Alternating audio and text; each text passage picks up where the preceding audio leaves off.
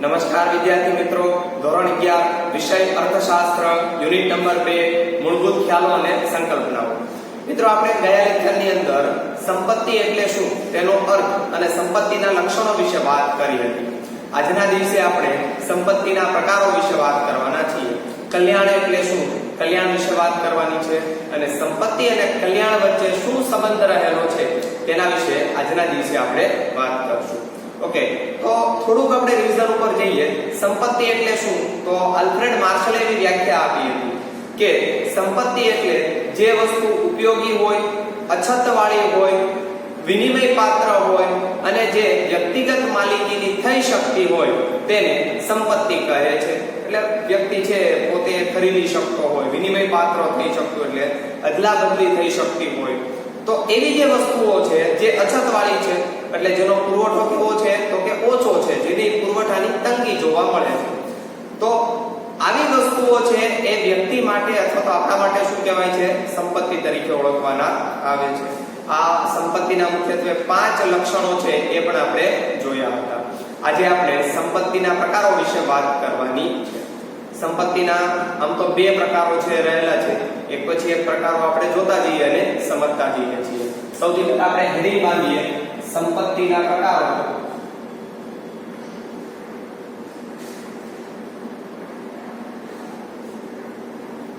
જેની અંદર સૌથી પહેલો સંપત્તિનો પ્રકાર આપવામાં આવેલો છે વ્યક્તિગત સંપત્તિ અને સામાજિક સંપત્તિ. વ્યક્તિગત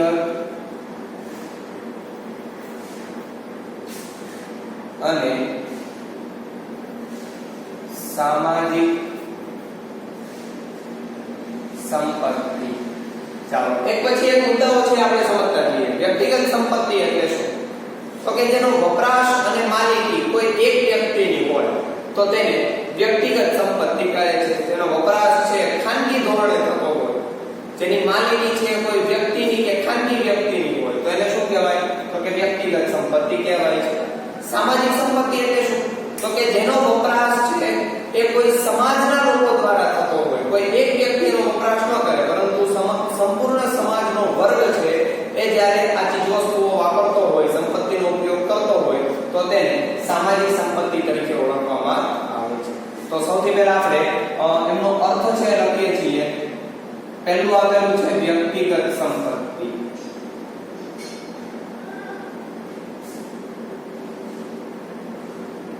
ચાલો, વ્યક્તિગત સંપત્તિ એટલે શું, તો જે સંપત્તિની માલિકી અને વપરાશ ખાનગી કે વ્યક્તિગત હોય તે વ્યક્તિગત સંપત્તિ ગણાય. અર્થ લખીએ છીએ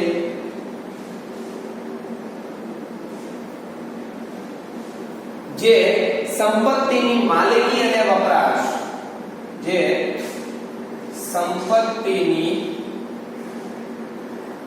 માલિકી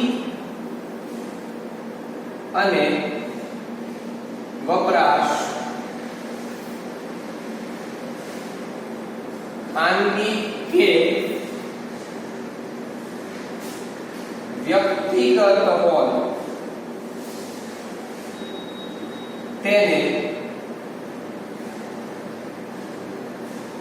વ્યક્તિગત સંપત્તિ કહે છે. જેની માલિકી અને વપરાશ, માલિકી કોની હોય, કોઈ ખાનગી વ્યક્તિની હોય અથવા તો વ્યક્તિગત હોય તો એને શું કહેવાય, તો કે વ્યક્તિગત સંપત્તિ તરીકે ઓળખવામાં આવે છે. ઉદાહરણ તરીકે માલિકીનું મકાન તો એ આપણા માટે શું છે, સંપત્તિ છે. કોઈ એક કાનજીભાઈના નામની સંપત્તિ કહેવાય છે, તો રામજીભાઈના નામે હોય તો રામજીભાઈની સંપત્તિ છે એ કહેવાય. માલિકી કોની છે, તો કે વ્યક્તિગત છે, તો એને કહેવામાં આવે છે વ્યક્તિગત સંપત્તિ. અહીં આપણે ઉદાહરણ તરીકે જો લખવું હોય તો મકાન, જમીન, યંત્ર, આ બધા શું છે, તો કે એમના ઉદાહરણો છે વગેરે. યંત્ર છે એ વ્યક્તિગત માલિકીનું હોય, મકાન છે એ વ્યક્તિગત માલિકીની હોય, આ બે ભાગીદારો હોય છે, પરંતુ માલિકી કોની થઈ, તો કે વ્યક્તિગત. સમાજના બધા લોકો એનો ઉપયોગ કરે છે તો કે નહીં, સમાજનો દરેક વર્ગ એનો ઉપયોગ કરતો નથી.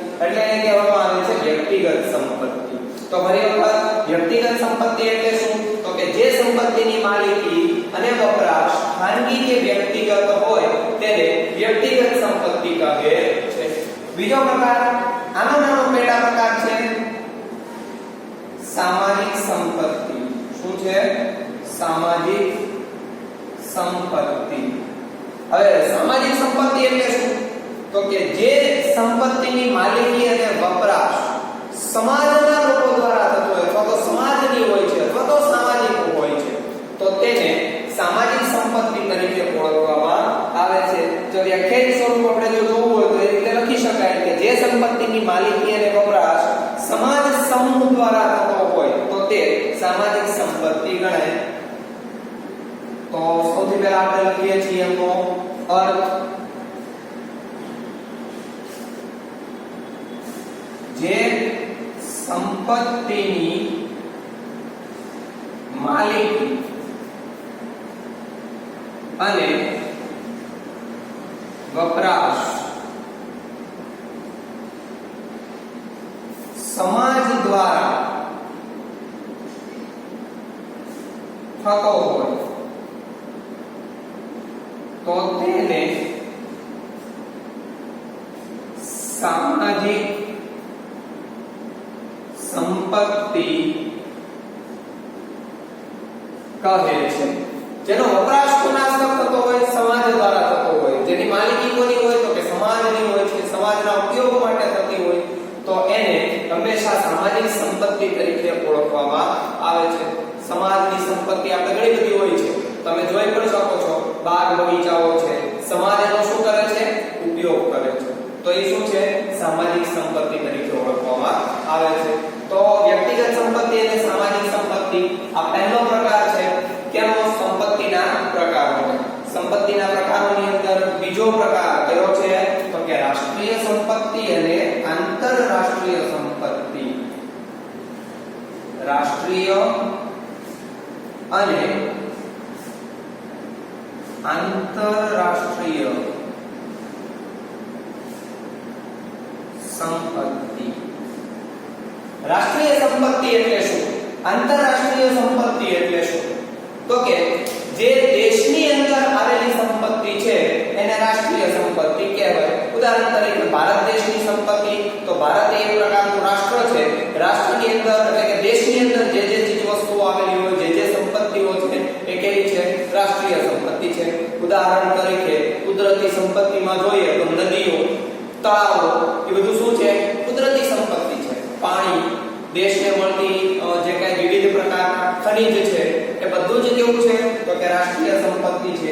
એ દેશની અંદર જ બને છે, દેશની માલિકીની છે, એટલા માટે એને રાષ્ટ્રીય સંપત્તિ તરીકે ઓળખવામાં આવે છે.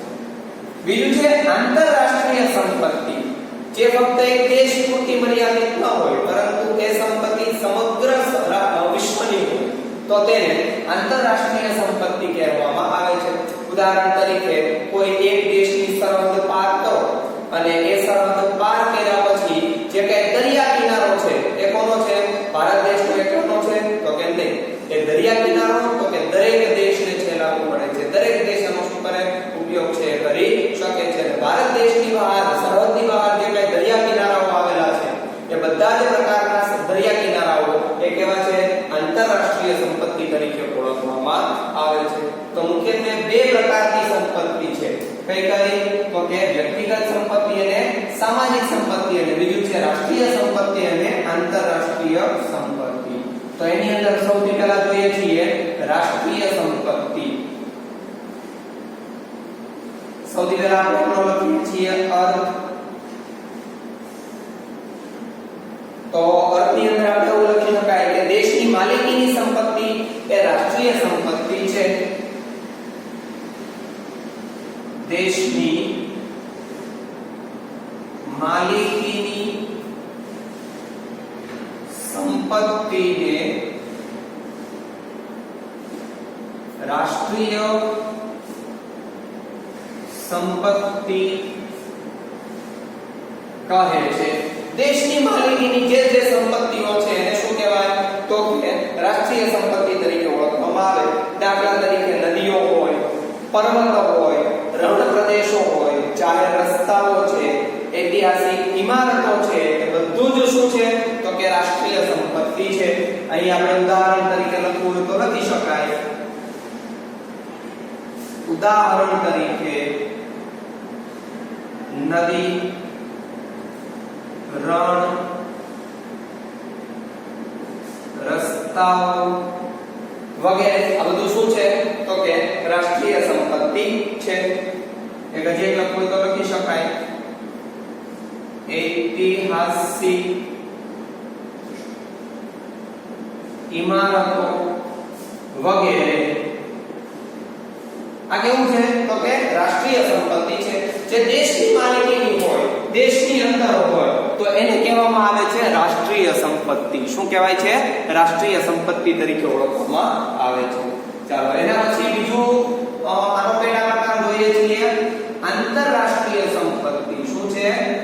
આંતરરાષ્ટ્રીય સંપત્તિ. જે દેશની સરહદની બહાર આવેલું છે તો તેને શું કહેવાય તો કે આંતરરાષ્ટ્રીય સંપત્તિ કહેવાય છે. જેમ કે આંતરરાષ્ટ્રીય સંપત્તિનો વિચાર પણ કરી શકાય જે સંપત્તિ માલિકી હોય એક રાષ્ટ્રની નથી પરંતુ સમગ્ર વિશ્વની છે તે આંતરરાષ્ટ્રીય સંપત્તિ કહેવાય. જે સંપત્તિ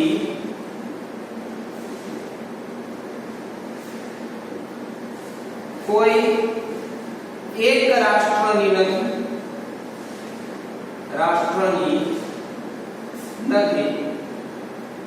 પરંતુ વિશ્વની છે તે આંતરરાષ્ટ્રીય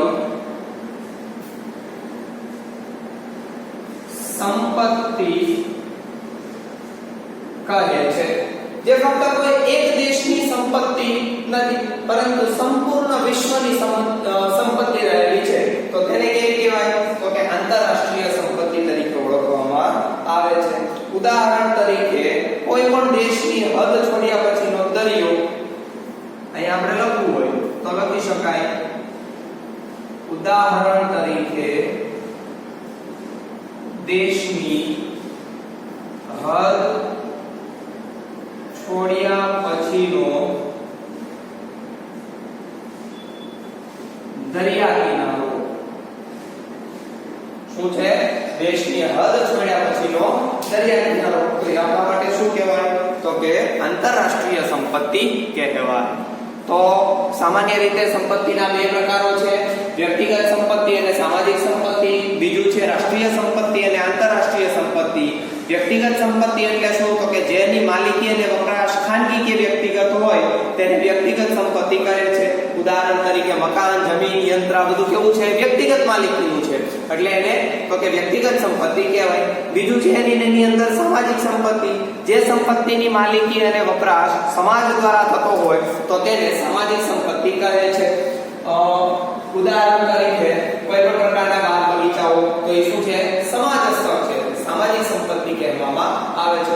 કોઈ એક સોસાયટી હોય, સોસાયટીની છે વોકિંગ ટ્રેક બનાવેલો હોય, સોસાયટીનું તે ગાર્ડન બનાવેલું હોય, સોસાયટીનું તે શું હોય તો કે મેદાનનું ગ્રાઉન્ડ હોય તો એ શું છે તો કે એક પ્રકારની સામાજિક સંપત્તિ છે. એના પછી છે રાષ્ટ્રીય સંપત્તિ અને આંતરરાષ્ટ્રીય સંપત્તિ. જેની માલિકી તો કે કોઈ એક રાષ્ટ્ર પૂરતી મર્યાદિત હોય તો તેને રાષ્ટ્રીય સંપત્તિ કહે છે. જેમ કે નદી, રણ, રસ્તાઓ, ઐતિહાસિક ઇમારતો વગેરે કેવું છે? રાષ્ટ્રીય સંપત્તિ છે. બીજું આપવામાં આવેલું છે આંતરરાષ્ટ્રીય સંપત્તિ. જે સંપત્તિની કોઈ એક રાષ્ટ્રની માલિકી નથી પરંતુ સમગ્ર વિશ્વની છે તેને આંતરરાષ્ટ્રીય સંપત્તિ તરીકે ઓળખવામાં આવે છે. ઉદાહરણ તરીકે દેશની હદ છોડ્યા પછીનો દરિયા કિનારો. તો વિદ્યાર્થી મિત્રો આ બે સંપત્તિના પ્રકારો એ પૂર્ણ થાય છે. વિડિયો પોઝ કરીને તમે આ લખી નાખો. ઓકે, વિડિયો પોઝ કરીને આ તમે લખી નાખ્યો છે. હવે આપણે જોઈએ છીએ કલ્યાણ. સંપત્તિ છે એ પૂર્ણ થાય છે.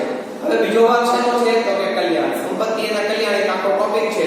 એની અંદર પહેલો ભાગ છે સંપત્તિનો પૂર્ણ થાય છે જેમાં સંપત્તિની વ્યાખ્યા, સંપત્તિના લક્ષણો, સંપત્તિના પ્રકારો આ ત્રણ વિશે આપણે માહિતી મેળવી. હવે જોઈએ છીએ કલ્યાણ વિશેની માહિતી. તો તમારી સમક્ષ જે બોર્ડ વર્ક કરેલું છે એ સૌથી પહેલા આપણે આપણી દેશી ભાષામાં ભૂલી નાખીએ.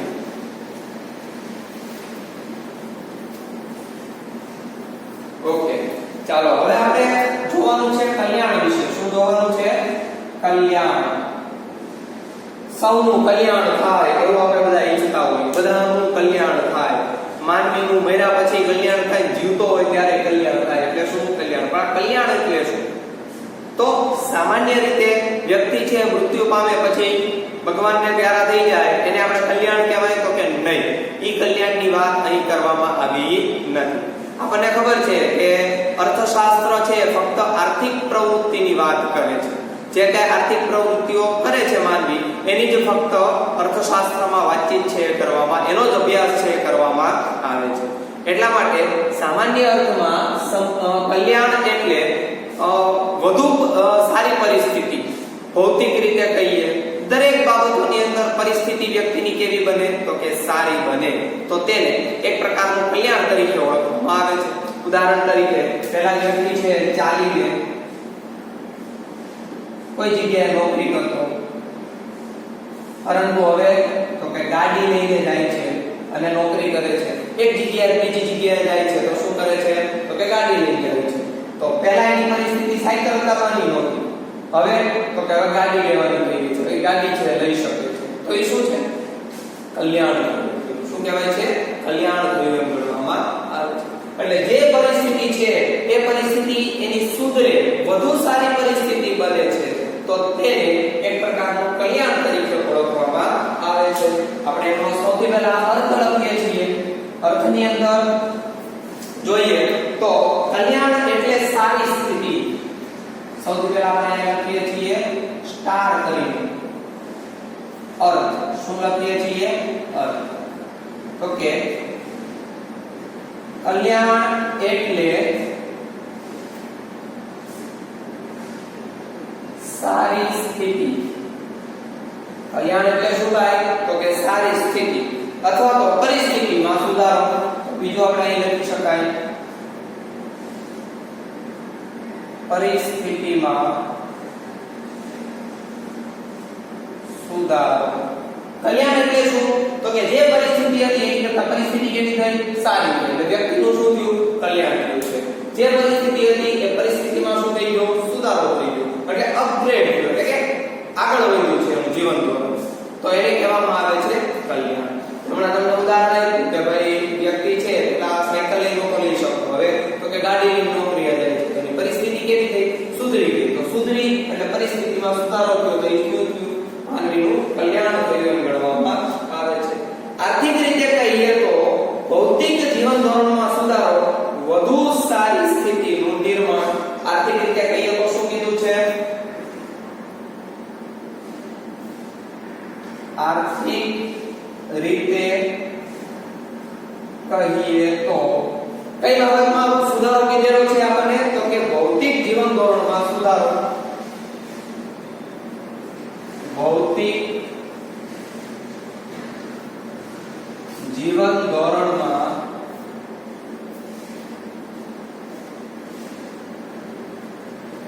સુધારો. અને આગળ આપણે વાત કરી છે કે વધુ સારી સ્થિતિનું નિર્માણ. અહીંયા આપણે લખીએ છીએ વધુ સારી સ્થિતિનું નિર્માણ.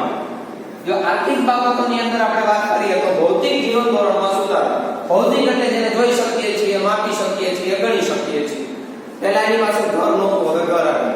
પહેલા એની પાસે ગાડી નહોતી, હવે ગાડી આવી ગઈ છે. પહેલા એની પાસે એસી, પંખો, ફ્રીજ એવું કઈ નહોતું, હવે શું આવી ગયું તો કે બધી વસ્તુ આવી ગઈ છે. તો ભૌતિક જીવનમાં જે વ્યક્તિને છે એ જીવન જીવવા માટે સરળતા બનાવે છે, જે પોતાનું જીવન જીવવાનું સરળ બનાવે છે એવી ચીજ વસ્તુઓ એટલે ભૌતિક વસ્તુઓ, ભૌતિક જીવન ધોરણમાં સુધારો થયો. એની પાસે મકાન આવી ગયું, ફ્રીજ આવી ગયું, ટીવી આવી ગયું, પંખા આવી ગયા. આ બધી વસ્તુ શું છે? ભૌતિક વસ્તુઓ છે. એ જીવન ધોરણમાં શું આપે છે? સુધારો આપે. તો ભૌતિક જીવન ધોરણમાં સુધારો, વધુ સારી સ્થિતિનું નિર્માણ. આ બધી જ ભૌતિક સંપત્તિ છે એ વ્યક્તિ ખરીદે છે, ચીજ વસ્તુઓ ખરીદે છે, એટલે જીવન ધોરણમાં શું થવાનું છે તો કે સારી સ્થિતિનું નિર્માણ થવાનું છે. એસી માં બેઠું બેઠું રહેવું કોને ન ગમે? પંખાની હવા ખાલી મફતમાં કોને ન ગમે?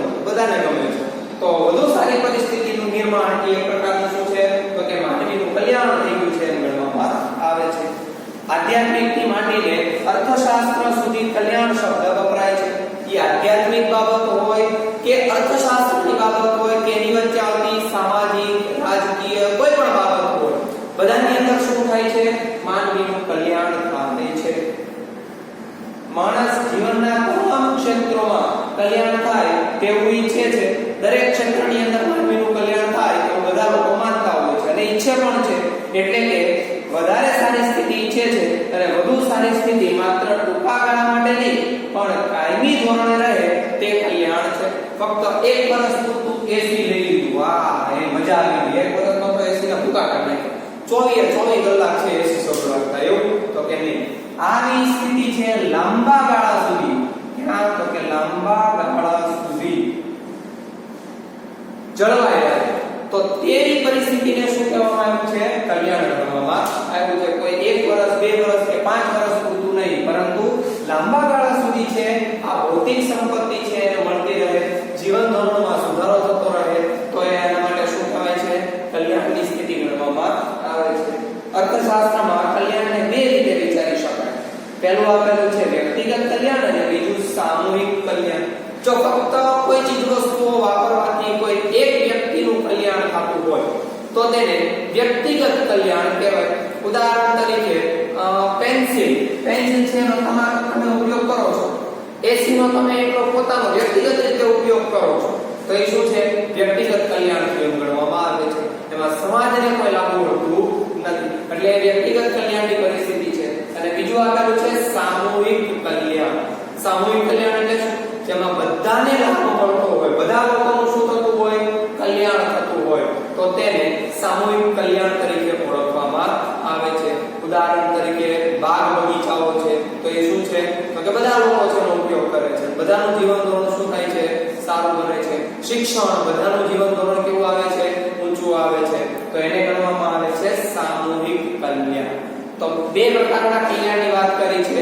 પહેલું છે વ્યક્તિગત કલ્યાણ, બીજું છે સામૂહિક કલ્યાણ. પરંતુ અર્થશાસ્ત્રમાં ફક્ત ને ફક્ત સામૂહિક કલ્યાણની જ વાત કરી છે, કોઈ વ્યક્તિગત કલ્યાણની વાત કરવામાં આવી નથી. જેમ કે આપણે જાણીએ કે જ્યારે કલ્યાણની વાત કરીએ ત્યારે સામૂહિક કલ્યાણનો વિચાર કરવો જોઈએ. વળી કલ્યાણને આર્થિક પરિસ્થિતિમાં માપી શકાય તેવા સુધારા સાથે ગુણાત્મક પરિવર્તનો સાથે પણ સંબંધ છે. સમાજનું જ્યાં કલ્યાણ થતું હોય ત્યાં આપણને ખબર છે દરેક ચીજ વસ્તુઓ માપી શકાય છે. ઉદાહરણ તરીકે સમાજ પેલા સાયકલ લેવાના ફાફા પડતા હતા, હવે તો સ્કૂટર ને કાર લઈને છે રખડે છે. પહેલાના સમયમાં આપણને ખબર છે પરિસ્થિતિ આપણી સારી નહોતી ત્યારે તો કે આપણે કાર નહોતા લઈ શકતા, ફક્ત રાજા મહારાજાઓ જ લઈ શકતા હતા. આપણને ખબર છે કે આપણા ભાવનગરના રાજા છે એની પાસે ખૂબ એક સરસ મજાની કાર હતી, પણ એની પાસે એકની ઘણી બધી કાર હતી જૂના જમાનામાં. એ કોઈ સામાન્ય વ્યક્તિ લઈ શકતો તો કે ન લઈ શકતો, તો એ શું છે? વ્યક્તિગત માલિકી. તો જ્યારે કલ્યાણની વાત આવે ત્યારે હંમેશા વ્યક્તિગત નહીં પરંતુ સામૂહિક કલ્યાણની વાત કરવામાં આવી છે. એટલે એને માપી શકાય છે એની સાથે સાથે ગુણાત્મક બાબતોને પણ ધ્યાનમાં લેવામાં આવી છે. ગુણાત્મક બાબતો એટલે શું? તો કે પહેલા એને ખાવામાં ફાફા પડતા અથવા તો જે ખાતો એ નીચી ગુણવત્તાવાળું છે ચીજ વસ્તુ ખાતો હતો. ઘઉં છે તો એ નીચી ગુણવત્તાવાળા હતા, ચોખા છે નીચી ગુણવત્તાવાળા ખાતો હતો, પરંતુ હવે સારી ગુણવત્તાવાળા ચોખા ખાય છે. બાસમતી ચોખા ખાવા મળ્યા આપણે એમ, તો એવા ચોખા ખાય છે. શું કહેવાય? તો કે ગુણાત્મક પરિવર્તન છે. ગુણવત્તામાં શું થાય છે? સુધારો થાય છે. પહેલા એ હળી ગયેલું અનાજ ખાતો, હળી ગયેલું એટલે ખરાબ અનાજ ખાતો, હવે તો કે સારું અનાજ ખાય છે. તો એ પ્રકારનું શું કહેવાય? તો કે ગુણાત્મક બાબત તરીકે ઓળખવામાં આવે છે. એટલે કલ્યાણની અંદર છે એ ગુણાત્મક બાબતોનો પણ સમાવેશ કરવામાં આવ્યો છે. એટલે કે આર્થિક વૃદ્ધિ કરતા આર્થિક વિકાસ સાથે વધારે સંકળાયેલી બાબત છે. આ કલ્યાણ છે કોની સાથે સંકળાયેલું છે? તો કે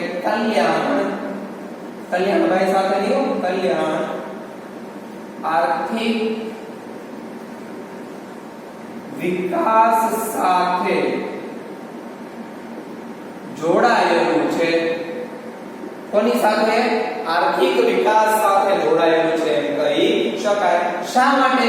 જો તમને એવું કારણ પૂછે તો 2 માર્કની અંદર તો આપણે એવું લખવું જોઈએ એની અંદર કે આની અંદર વધારાની સાથે સુધારાની સાથે સાથે ગુણવત્તાની બાબત પણ ધ્યાનમાં લેવામાં આવે છે એટલે કે સુધારાની સાથે ગુણાત્મક પરિવર્તનો પણ ધ્યાનમાં લેવામાં આવતું હોવાથી તે કલ્યાણ આર્થિક વિકાસ સાથે જોડાયેલું છે.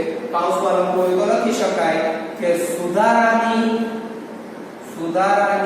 સાથે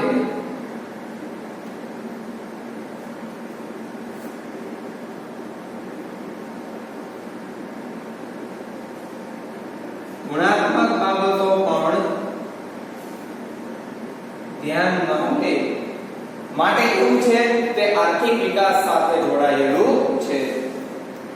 વળી કલ્યાણનો મોટો આધાર આવક વૃદ્ધિ કરતા આવકની યોગ્ય વહેંચણી પર રહેલો છે. મોટો આધાર શેના પર છે? મોટો આધાર આવકની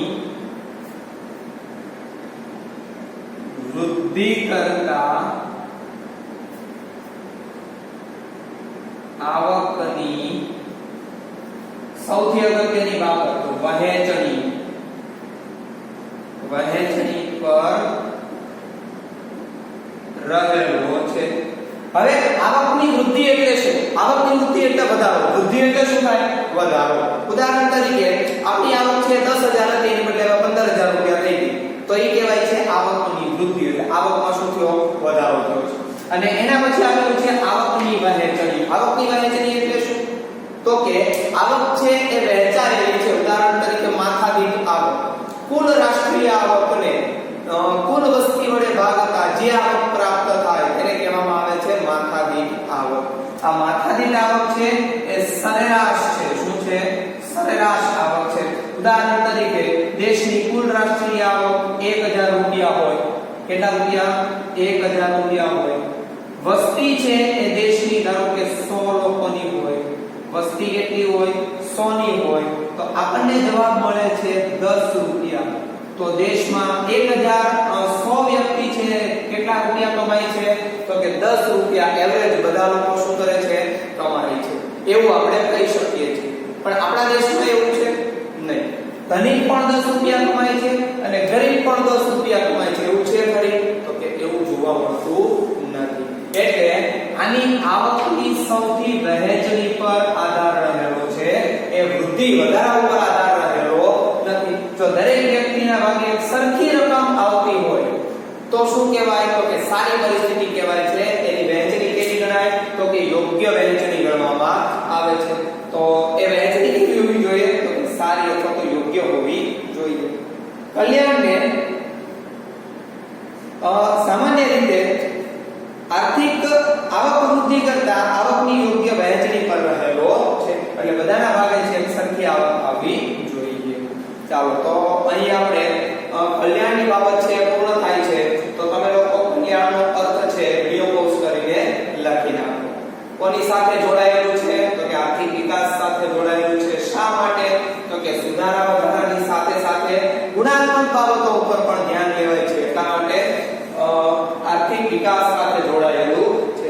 એનો સૌથી મોટો આધાર કોના પર રહેલો છે? તો કે આવકની વૃદ્ધિ કરતા આવકની વહેંચણી પર રહેલો છે. શેના પર છે?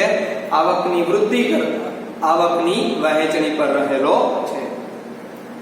ઓકે ચાલો આટલી બાબત તમે લોકોએ વિડિયો પોઝ કરીને લખી નાખી હશે. હવે આપણે જોવાનું છે સંપત્તિ અને કલ્યાણ વચ્ચેનો સંબંધ. સંપત્તિ અને કલ્યાણ વચ્ચે શું સંબંધ રહેલો છે? મિત્રો આ ટોપિક સમજવા માટે તમારે ખાસ પુસ્તકનો ઉપયોગ કરવો પડશે. તમારી પાસે પુસ્તક હશે તો જ તમે સરળતાથી સમજી શકો છો. ઓકે તો સૌથી પહેલા તમે લોકો પુસ્તક છે એની અંદર ધ્યાન આપો અને પછી એક મુદ્દાઓને એક વાક્ય છે એ સમજતા જઈએ. ચાલો સંપત્તિ અને કલ્યાણ વચ્ચેનો શું સંબંધ રહેલો છે એની વાત કરીએ તો સામાન્ય રીતે એવું માનવામાં આવે છે કે વ્યક્તિની સંપત્તિમાં વધારો થાય ત્યારે તેના કલ્યાણમાં પણ વધારો થાય છે. દેશની સંપત્તિમાં વધારો થાય તેથી દેશના લોકોનું કલ્યાણ પણ થાય છે. પણ વ્યક્તિ માટે જે બાબત સાચી હોય તે દેશ માટે સાચી ન પણ હોઈ શકે. આ એક વાક્ય તો ત્રણ વાક્યોની અંદર આવી ગયા. ત્રણ બાબતો છે એ સમજવાની છે. એક પછી એક બાબતો છે એ સમજતા જઈએ છીએ. પહેલા હું તમારા સમક્ષ આ માહિતી ઇરેઝ કરીને આપું છું.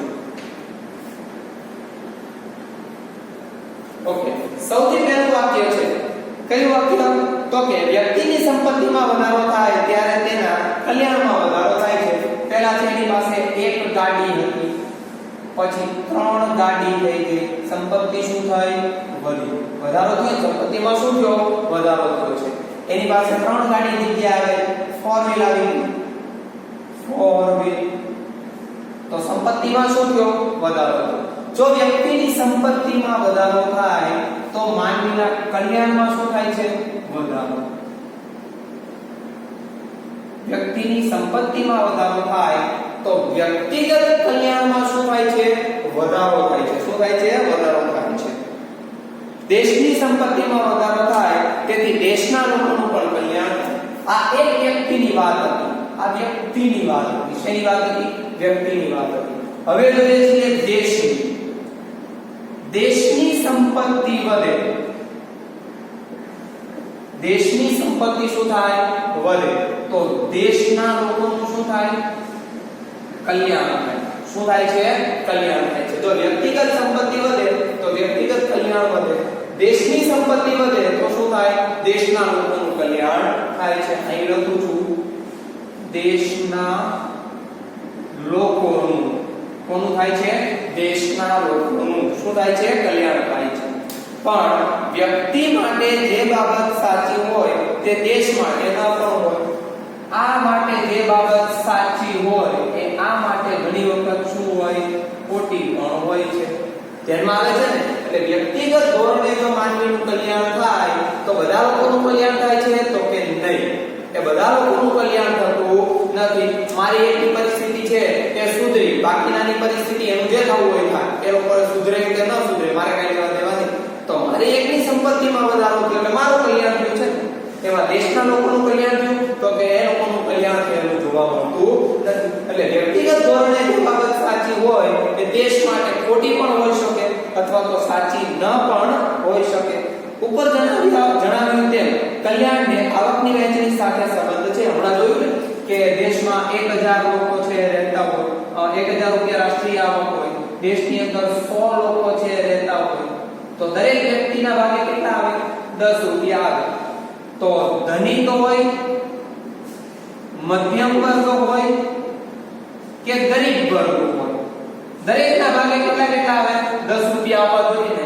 પરંતુ એવું ન થાય તો, એટલે આવકની વહેંચણી છે સમાન ન હોય તો, ઉદાહરણ તરીકે ધનિકને હોય તો એના ભાગે 9 રૂપિયા હોય અને ગરીબ વર્ગ હોય એના ભાગે તો કે 1 રૂપિયો જ આવક આવે છે. તો જો આવી રીતે આવકની અસમાન વહેંચણી હોય તો દેશનું કલ્યાણ થયું છે તેમ કહી શકાતું નથી.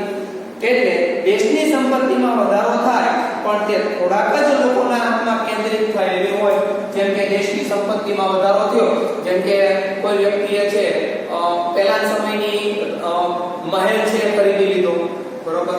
કોઈ વ્યક્તિએ છે પોતાની વ્યક્તિગત સંપત્તિ વધારી લીધી તો એ ફક્ત એક વ્યક્તિની શું વધી છે? સંપત્તિ વધી છે. દેશના લોકોની, તમામ લોકોની સંપત્તિ વધી તો કે નહીં? તમામની સંપત્તિ વધી નથી. એટલે થોડાક જ લોકોના હાથમાં જો આવી સંપત્તિ છે એ કેન્દ્રિત થતી હોય તો તે હકીકતમાં કલ્યાણ તરીકે ઓળખવામાં આવતું નથી. તો તે દેશના બધા લોકોનું કલ્યાણ વધતું નથી. કલ્યાણને પ્રજાના સામાજિક સાંસ્કૃતિક મૂલ્યો સાથે પણ જોડવામાં આવે તો સંપત્તિ અને કલ્યાણનો સીધો સંબંધ માપી શકાતો નથી. ટીક માર્ક કરજો મિત્રો આ ખાસ વાક્ય કે કલ્યાણને પ્રજાના સામાજિક અને સાંસ્કૃતિક મૂલ્યો સાથે પણ જો જોડવામાં આવે, એનું સામાજિક મૂલ્ય અને બીજી બાબત સાંસ્કૃતિક મૂલ્ય બંને સાથે જો જોડવામાં આવે તો હકીકતમાં તે કલ્યાણનો સીધો સંબંધ છે એ માપી શકાતો નથી. એક સીધી અને ટૂંકીને ટચ વાત કરું, સામાજિક અને સાંસ્કૃતિક બાબત. જે વ્યક્તિ સમાજની અંદરથી ખૂબ પૈસા કમાય છે તેની સંસ્કૃતિ પણ શું થવાની છે? ફરી જવાની છે. ફરી વખત જે લોકોની સામાજિક સ્થિતિ સારી થવાની છે, ખૂબ વધારે પૈસા કમાવાના છે તો આપણે સમાજ એને શું કહેશે? કે આ વ્યક્તિ બહુ સારો છે, પૈસા બહુ જાજા કમાય છે. સામાજિક દ્રષ્ટિએ શું આવ્યો? ઊંચો આવ્યો છે, એનું કલ્યાણ થયું છે. પરંતુ સાંસ્કૃતિક દ્રષ્ટિએ પણ જો એ સુધરે છે તો કે નહીં. જેમ જેમ એની પાસે આર્થિક બાબતો વધતી જશે એમ દેશની સંસ્કૃતિથી શું થશે? તે વિકટ થતો જશે અથવા તો તે જુદો પડતો જશે. એટલે સામાજિક અને સાંસ્કૃતિક જો બંનેને એક સાથે જો જોડવામાં આવે તો હકીકતે કલ્યાણ છે એ માપી શકાતું નથી. જે લોકોની પરિસ્થિતિ ખરાબ હોય પણ એની સંસ્કૃતિ ખૂબ સારી હોય તો એ પણ હકીકતે તો કે ભાઈ ધનિક વ્યક્તિ છે એટલે એનું પણ કલ્યાણ છે. જે વ્યક્તિ પૈસે ટકે સારો છે અને એની પાસે સંસ્કૃતિ નથી તો આમ હકીકતમાં જોઈએ તો એની પાસે પૈસા છે, ભૌતિક સંપત્તિ ખરીદી શકે છે તો વ્યક્તિ પાસે પૈસા હોવાથી એનું કલ્યાણ થાય છે, પરંતુ એ સાંસ્કૃતિક બાબતથી તો કે ખૂબ વિકટ છે, ખૂબ દૂર છે, એને ધ્યાનમાં લેતો નથી. એટલા માટે કીધું છે કે સામાજિક અને સાંસ્કૃતિક બાબત બંનેને જો ભેગા કરવામાં આવે તો બેને એકે પ્રકારનો મેળ બેઠતો નથી. એટલે કે સંબંધ છે માપી શકાતો નથી. કારણ કે આ અર્થશાસ્ત્ર નૈતિક મૂલ્યોના નિર્ણયો કરતું નથી કે ફક્ત આર્થિક બાબત જ ધ્યાનમાં રાખે છે. વ્યક્તિનું નૈતિક મૂલ્ય શું રહેલું છે, વ્યક્તિ કેટલી અગત્યની છે એ ધ્યાનમાં લેતું નથી. પૈસે ટકે કેટલો વ્યક્તિ સુખી છે એ જ બાબત છે ધ્યાનમાં લે છે. એટલા માટે નૈતિક મૂલ્ય ધ્યાનમાં લેતું નથી. આખો પેરેગ્રાફ છે આપણા માટે અગત્યનો છે, ખાસ ટીક માર્ક કરો. આમ છતાં માત્ર ભૌતિક કલ્યાણનો વિચાર કરીએ તો દેશની આવકમાં વધારો થવા સાથે આવકની વહેંચણી પણ સુધરે તો દેશમાં કલ્યાણમાં વધારો થાય તેમ કહી શકાય. જો હકીકતમાં આ રીતે જો વહેંચણી થયેલી હોય તો દેશના લોકોનું કલ્યાણ થતું નથી. પરંતુ ધનિક વ્યક્તિ 10 રૂપિયા કમાય છે, મધ્યમ વર્ગે 10 રૂપિયા, ગરીબ વર્ગને 10 રૂપિયા મળે છે, બધાના ભાગે જો એક સરખી રકમ મળતી હોય તો આને કહેવામાં આવે છે યોગ્ય વહેંચણી. યોગ્ય વહેંચણી. જો યોગ્ય વહેંચણી જો થતી હોય તો બધાના ભાગે સરખી આવક મળે છે એટલે દેશના બધા જ લોકોનું શું જોવા મળે છે તો કે કલ્યાણ થાય છે. શું થાય છે? કલ્યાણ થતું જોવા મળે છે. તો આ તો સંપત્તિ અને કલ્યાણ વચ્ચેનો સંબંધ. તો મિત્રો આજના દિવસે આપણે સામાન્ય રીતે કલ્યાણ એટલે શું, સંપત્તિના પ્રકારો, સંપત્તિ અને કલ્યાણ વચ્ચેનો સંબંધ, આ 3 ટોપિક વિશે વાત કરી છે. લેસનની અંદર તમારે લોકોએ સંપત્તિના પ્રકારો, કલ્યાણ એટલે શું એટલે કે કલ્યાણ વિશેની વિગતો અને સાથે સંપત્તિ અને કલ્યાણ વચ્ચેનો સંબંધ, આ 3 બાબતો છે લેસનમાં લખવાની રહેશે. ત્યાં સુધી ઘરે રહો, સ્વસ્થ રહો. આભાર.